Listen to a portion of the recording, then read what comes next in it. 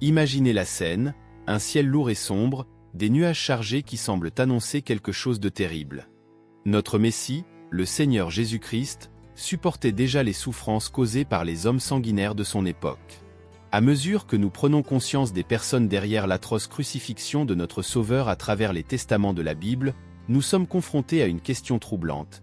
Qu'est-il arrivé à ces hommes qui ont causé la chute de notre Messie? Dans cette vidéo, nous allons nous plonger dans les morts horribles des hommes qui ont tué Jésus-Christ. Nous allons explorer comment la justice divine et la rédemption se sont manifestées dans leur vie après la crucifixion.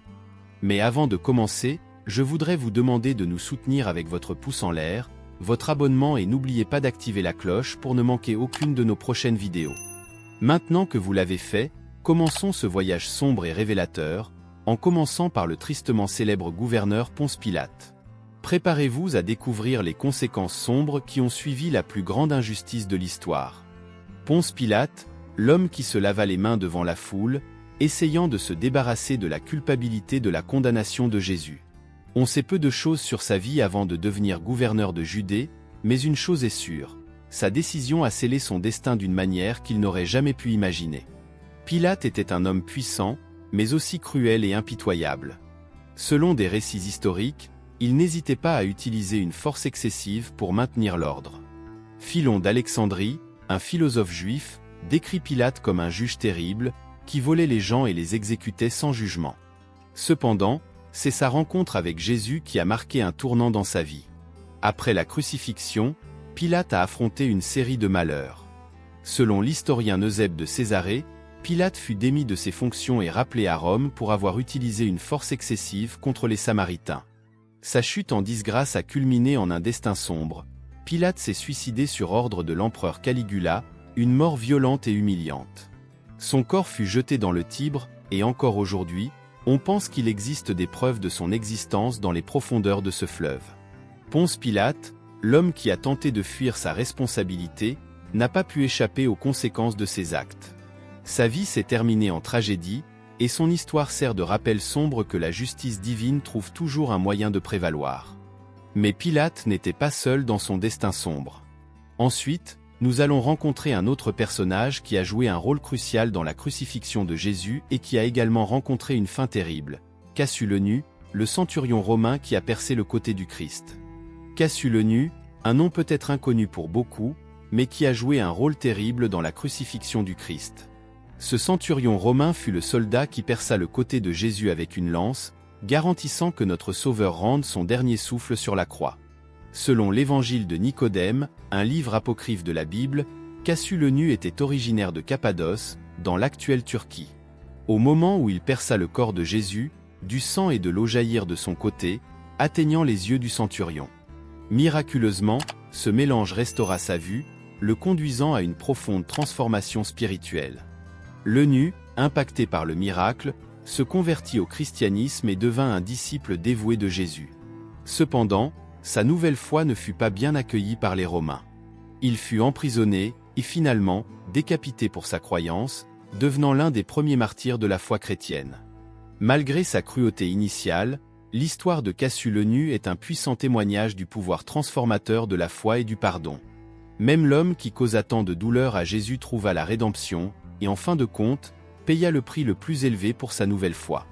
Maintenant, passons à une autre figure notoire impliquée dans l'histoire de Jésus, le roi Hérode, dont le règne fut marqué par une cruauté indescriptible. Le roi Hérode, un nom qui résonne à travers les âges comme l'un des plus cruels de l'histoire biblique. Hérode, connu sous le nom d'Hérode le Grand, gouvernait la Judée d'une main de fer avec une brutalité extrême. Il n'était pas directement impliqué dans la crucifixion de Jésus, mais ses actions antérieures révèlent sa nature cruelle et paranoïaque. Hérode, craignant la prophétie de la naissance d'un nouveau roi, ordonna le massacre de tous les garçons de Bethléem âgés de 2 ans ou moins. Ce terrible massacre d'innocents était sa tentative désespérée d'éliminer toute menace à son trône.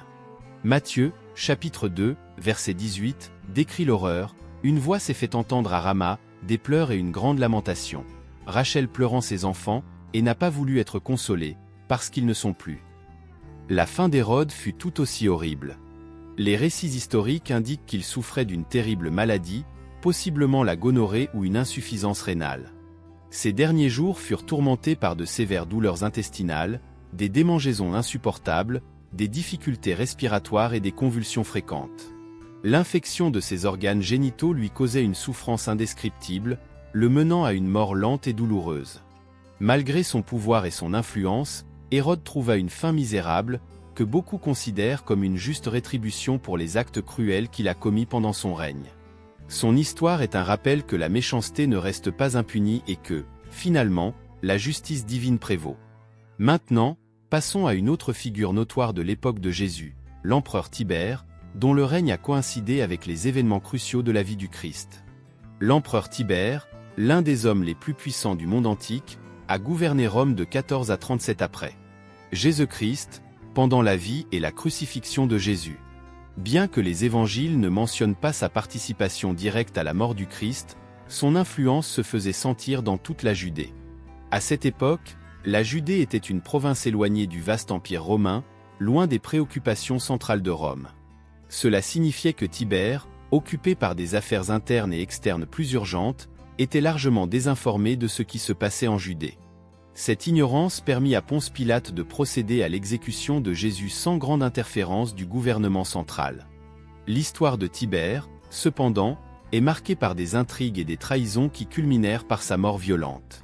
Selon l'historien Suétone, Tibère fut empoisonné, affamé et finalement étouffé avec un oreiller par son arrière-petit-neveu, Caligula, qui désirait le trône. Cette mort violente mit fin au règne de Tibère de manière dramatique et infâme. Ainsi, même sans un rôle direct dans la crucifixion, le destin tragique de Tibère sert d'illustration supplémentaire que le pouvoir terrestre est éphémère et que les actions d'un dirigeant, directement ou indirectement, ont des conséquences inévitables. Son histoire est un rappel sombre que, quel que soit le pouvoir que nous possédons, nous sommes tous soumis aux aléas du destin et à la justice divine. Maintenant, tournons-nous vers l'une des figures les plus infâmes de l'histoire de la crucifixion, Judas Iscariote, l'apôtre qui a trahi Jésus pour 30 pièces d'argent. Judas Iscariote, l'un des 12 apôtres de Jésus, sera à jamais rappelé comme le traître qui a livré son maître aux autorités pour 30 pièces d'argent. Sa trahison eut lieu dans le jardin de Gethsémani, où il identifia Jésus aux soldats romains par un baiser, un acte d'amitié transformé en signe de trahison. Après l'arrestation de Jésus, Judas fut consumé par le remords. Il tenta de rendre les 30 pièces d'argent aux chefs religieux, mais ils refusèrent. Désespéré et incapable de gérer sa culpabilité, Judas se pendit. Matthieu, chapitre 27, verset 5, décrit sa fin tragique, et lui, jetant les pièces d'argent dans le temple, se retira et alla se pendre. Le destin de Judas après sa mort est également décrit dans les Actes des Apôtres, chapitre 1, verset 18. Or, cet homme a acquis un champ avec le salaire de l'iniquité. Et, étant tombé la tête la première, il s'est rompu par le milieu, et toutes ses entrailles se sont répandues. Sa mort fut violente et sa mémoire est à jamais entachée comme l'apôtre qui a trahi le Fils de Dieu. L'histoire de Judas est un rappel puissant de la gravité de la trahison et du poids du repentir. Sa fin tragique reflète la justice divine et la douleur profonde qui accompagne la trahison de quelqu'un de si cher. Judas Iscariote est un symbole éternel de ce qui arrive lorsque la cupidité et la faiblesse humaine triomphent de la loyauté et de la foi. Ensuite, explorons l'histoire d'un autre disciple qui, bien que d'une manière différente, a également renié Jésus, l'apôtre Pierre. L'apôtre Pierre, l'un des disciples les plus proches de Jésus, a également eu son moment de faiblesse. Lors de l'arrestation et du procès de Jésus, Pierre a nié connaître son maître 3 fois. Cette négation a eu lieu tandis que Jésus était interrogé et battu, et Pierre, par peur, a menti pour sauver sa propre vie. Après la 3e négation, le coq a chanté, et Pierre s'est souvenu des paroles de Jésus, qui avait prédit qu'il le renierait 3 fois avant l'aube. Pierre, profondément repentant, est sorti et a pleuré amèrement. Cette expérience a profondément marqué Pierre, qui est ensuite devenu un fervent leader de l'Église chrétienne primitive. Malgré son repentir et sa dévotion ultérieure, Pierre a également connu une fin tragique. Selon la tradition chrétienne, Pierre a été condamné à mort par crucifixion par l'empereur Néron à Rome. Se sentant indigne de mourir de la même manière que son maître, Pierre a demandé à être crucifié la tête en bas. Cette demande a été exaucée, et il est mort d'une manière encore plus douloureuse. L'histoire de Pierre est un puissant rappel de rédemption et de transformation. Bien qu'il ait renié Jésus à un moment critique, son repentir sincère et sa dévotion ultérieure démontrent le pouvoir de la miséricorde et du pardon divin. Pierre est passé de traître à martyr, sacrifiant sa vie pour la foi qu'il avait une fois hésité à défendre. Maintenant, explorons l'histoire de Joseph Caïphe, le grand prêtre qui a joué un rôle crucial dans la condamnation de Jésus. Joseph Caïphe, le grand prêtre, a joué un rôle fondamental dans la condamnation de Jésus-Christ. En tant que chef religieux de l'époque, Caïphe avait une grande influence et un pouvoir considérable sur les questions religieuses et politiques en Judée. Il fut l'un des principaux architectes de la conspiration pour arrêter et condamner Jésus, le considérant comme une menace à son autorité et au statu quo religieux. Après l'arrestation de Jésus, Caïphe a présidé le procès devant le Sanhédrin, où Jésus fut accusé de blasphème. Caïphe exigea que Jésus se déclare fils de Dieu, et lorsque Jésus le confirma, le grand prêtre déchira ses vêtements en un geste dramatique et accusa Jésus de blasphème, un crime passible de mort. Avec cette accusation, Caïphe livra Jésus à Ponce Pilate, pressant le gouverneur romain d'autoriser la crucifixion. Bien que Caïphe ait vécu de nombreuses années après la mort de Jésus, sa vie fut marquée par une tristesse et un repentir croissant. La légende raconte qu'il passa ses derniers jours consumé par la culpabilité pour le rôle qu'il avait joué dans la condamnation de Jésus. Caïphe mourut de vieillesse sur l'île de Crète vers 66 après Jésus-Christ, portant avec lui le poids de ses actions. L'histoire de Caïphe sert de rappel de la responsabilité qui accompagne le pouvoir et l'autorité. Son rôle dans la condamnation de Jésus est un exemple de comment l'ambition et la peur peuvent conduire à des décisions injustes et terribles. Même en vivant une longue vie, Caïphe n'échappa pas aux conséquences internes de ses actions. En réfléchissant à ces histoires, nous voyons un mélange de justice divine et de miséricorde éternelle. Les vies et les morts de ces hommes qui ont contribué à la crucifixion de Jésus-Christ nous rappellent les conséquences de nos actions et la possibilité de rédemption. Que ce soit à travers la tragédie ou la transformation, chaque histoire nous offre une leçon précieuse sur la nature du repentir et du pardon. Ainsi, nous concluons notre exploration des morts terribles des hommes qui ont tué Jésus-Christ, un témoignage de la justice divine et de la miséricorde éternelle. Puissions-nous réfléchir à ces histoires et chercher à vivre de manière à honorer le sacrifice de notre Sauveur. Si ce contenu vous a été utile, abonnez-vous à notre chaîne pour ne manquer aucune de nos prochaines vidéos. Laissez un like si vous avez aimé la vidéo, commentez vos réflexions ci-dessous et partagez avec ceux que vous connaissez. Ensemble, nous pouvons continuer à explorer et approfondir notre compréhension des histoires qui ont façonné notre foi et notre compréhension de la justice et de la miséricorde divine. Merci d'avoir été ici et que Dieu vous bénisse abondamment.